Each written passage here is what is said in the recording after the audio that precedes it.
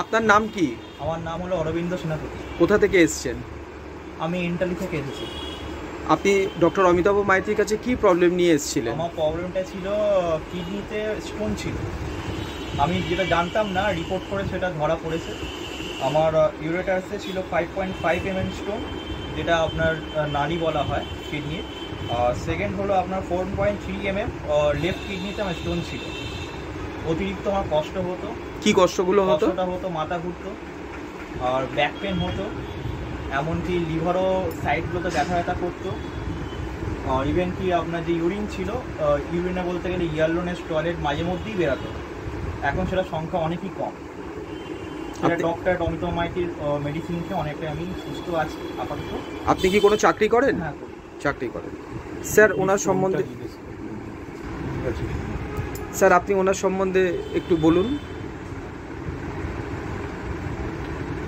ওর এরকম কেস প্রচুর সেরেছে, কিন্তু এটা কমপ্লিটলি কিওর্ড কেস। প্রচুর সেরেছে, কিন্তু তার আগে যেগুলো বলবার দরকার, কেসটা দেখবো কি না,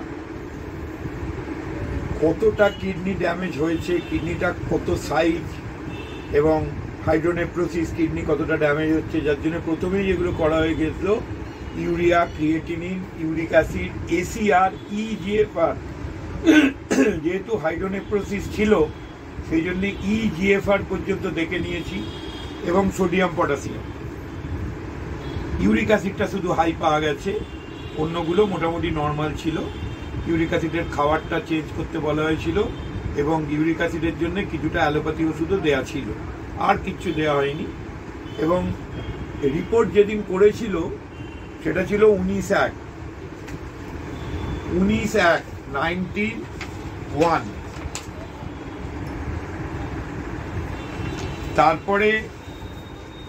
তারপরে রিপোর্ট করালো 25/2।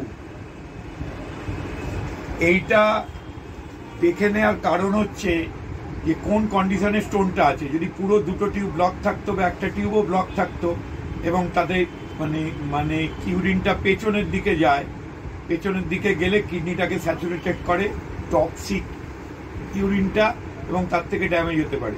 এবং এত তাড়াতাড়ি আজকাল কমে, এখনকার কথা বলছি না, এখন আমরা যে নতুন টেকনিকে করছি তাতে প্রচণ্ড তাড়াতাড়ি খাচ্ছে, কিন্তু জেনারেলি এগুলো সারতে সময় লাগতো। সময় লাগলেও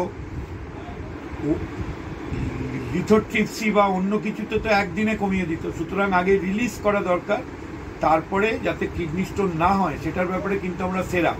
কারণ এইটা হয় মেটাবলিক ডিফেক্ট থেকে। মেটাবলিক ডিফেক্টটাকে ঠিক করবে।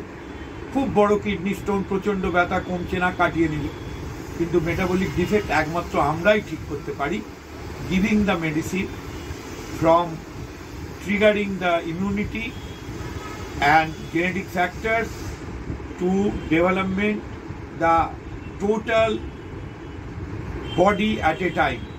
ওর যেগুলো আরও কষ্ট ছিল সেগুলো সব চলে গেল, এবং পেচ্ছাপের রঙও পাল্টে গেল, পেটে ব্যথা হতো সেটা চলে গেল, এবং মেডিসিন কিছু দেয়া হয়েছিল। আমি যেগুলো দিয়েছি খুব কমন ওষুধ, কিন্তু দুটো ওষুধ অ্যাড করেছি, লাইকোপোডিয়াম 0/2 ফলোড বাই লাইকোপোডিয়াম 0/3। তার সঙ্গে দিয়েছিলাম ক্যালকেরিয়া রেনালিস বলে একটা মেডিসিন। এটা আমি একজন ডাক্তারবাবুর কাছে শিখেছিলাম।